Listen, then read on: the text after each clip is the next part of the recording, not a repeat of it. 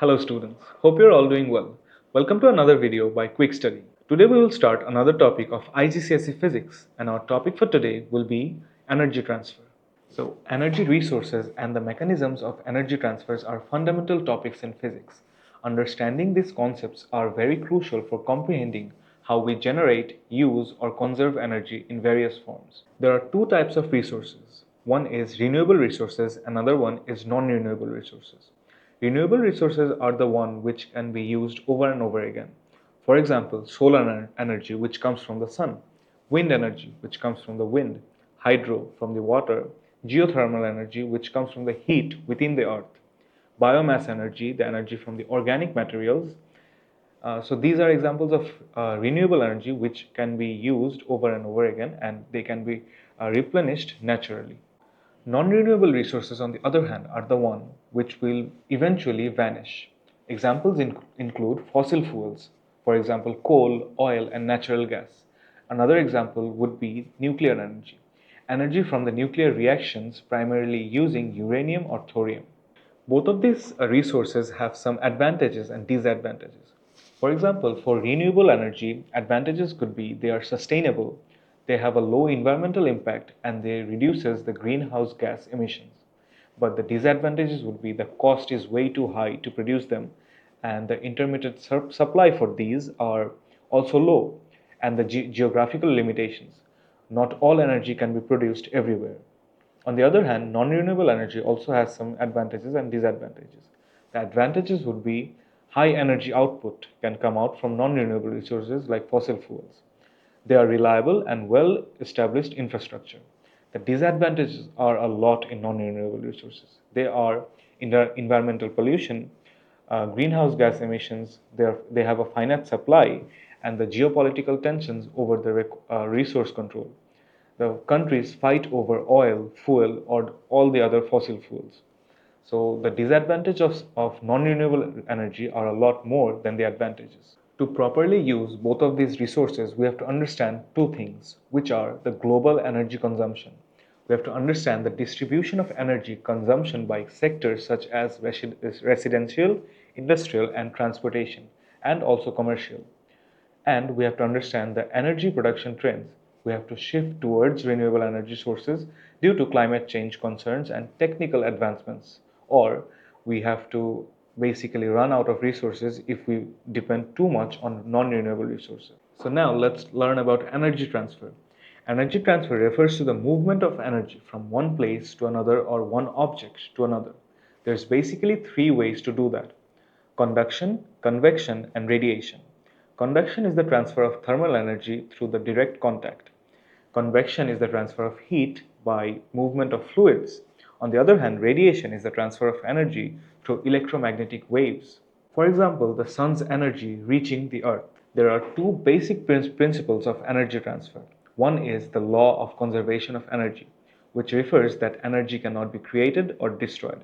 It can only be transferred from one form to another. Another one is the efficiency of energy transfer. Not all energy transfers are 100% efficient. Some energy is always lost as heat. So let's learn how to calculate this efficiency. The efficiency of an energy conversion system is defined as efficiency is equal to useful energy output divided by the total energy output multiplied by 100%. Efficiency does not have a unit because it is a ratio. Sometimes efficiency is shown as a fraction of the energy output that is in the wanted or useful store.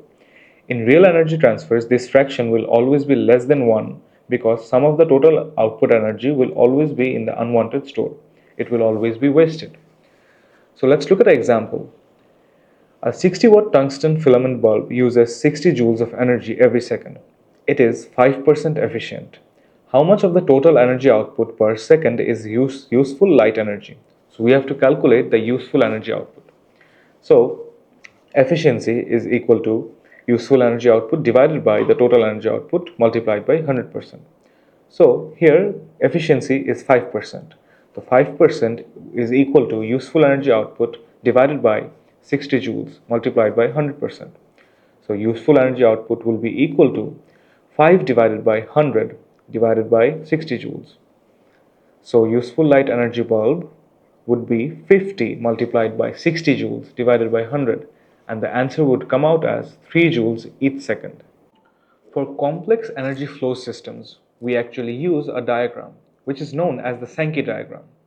Let's look at a figure to understand how Sankey diagrams are drawn and how to put information inside the Sankey diagrams. Figure 14.4 shows a Sankey diagram for a complex system, the energy flow for a car. Chemical energy in the form of petrol is put into the car. The energy outputs from the car are electrical energy, from the alternator to drive lights, radio, and so on, to charge the battery, transfer to chemical energy, and allow the car to switch on. Movement would be the kinetic energy from the car engine. Wasted energy as electrical heating in the wiring and lamp filaments, as frictional heating in various parts of the engine and alternator, and as noise. So we can see this Sankey diagram is drawn through arrows basically. So we can see that most of the energy is the chemical energy from burning petrol, which is about 100,000 joules. And another one is the kinetic energy, which is being used for the movement of the car. And also, chemical energy is being converted to electrical energy, which is used for energy for lights, radio, and recharging the battery, which is only 200 joules. Also, a lot of energy is being wasted as heat and sound, which is 60,000 joules. So this is a Sankey diagram showing the energy flow in a typical car. Thermal energy is a crucial concept in thermodynamics. It is the internal energy present in a system due to its temperature. Understanding thermal energy is essential for applications ranging from everyday applications to advanced engineering systems. Thermal energy is basically the total kinetic energy of particles in a substance due to their random motion. Thermal energy is measured in joules. To understand thermal energy, we have to understand its two main concepts, which are temperature and heat. We might confuse them or think them as the same thing, but they are not. Temperature is a measure of average kinetic energy present in a substance. On the other hand, heat is a transfer of thermal energy from a hotter object to a cooler one. In the beginning of the video, we already talked about the methods of energy transfer, which are conduction, convection, and radiation.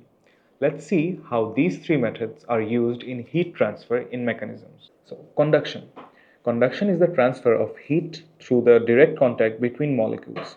It occurs primarily in solids where molecules are closely packed. The rate of conduction depends on the material's thermal conductivity. Number two would be convection. Convection is the transfer of heat by the movement of fluids, for example, liquids or gases. It involves the bulk movement of molecules within the fluid, creating a circulation pattern. Examples would include the boiling of water and atmospheric currents.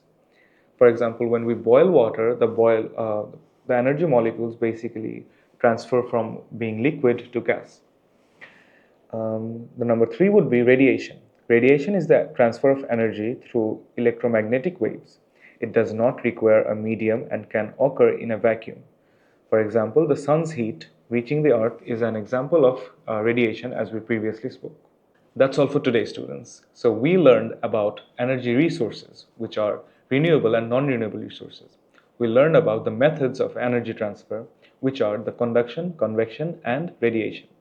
We learned about how these three are used in heat transfer, which are all important in thermodynamics and also in physics. Stay with us to learn more about IGCSE Physics and other subjects as we post regularly on our channel. To learn more about our online tutoring service, do visit www.quickstudy.uk.